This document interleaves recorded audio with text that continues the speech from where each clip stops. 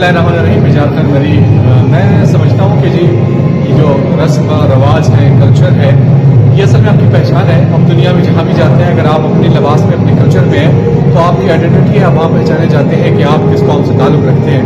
तो बलूच एक कदीम कौम है, आज की नहीं है। इसका लिबास, इसका पोशाक, ये सब कुछ बहुत कदीमी है।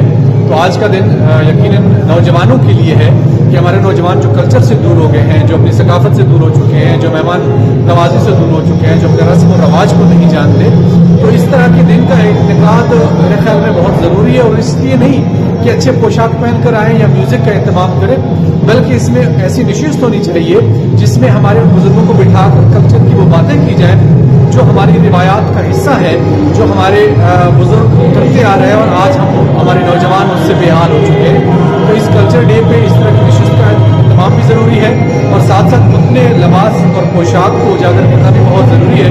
तो ये आज के दिन मैं तमाम बलूच कौम जहाँ भी है उनको मुबारकबाद देता हूँ, लेकिन फिर ये करता हूँ कि इसको हुकूमती सतह पर बाकायदा तौर पर कल्चर की नशिस्तें कायम होनी चाहिए, जिसमें डिबेट्स होनी चाहिए, जिसमें मनाज़रे होने चाहिए और जिसमें हमारे इंटेलेक्चुअल, हमारे मुसन्निफ, हमारे अदीब, हमारे बुजुर्गों को बिठाकर उससे हमारी रिवायात की बातें की जाए।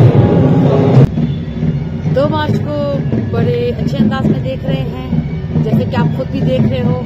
ये हमारे दोल चाप बच्चों को देख रहे हो, बड़ों को देख रहे हो, अपने कल्चर मलबूसात में माशाल्लाह खूबसूरत एक द्रोशम दे रहे हैं। एक ईद का द्रोशम लग रहा है, एक शादी ब्याह का एक फंक्शन लग रहा है।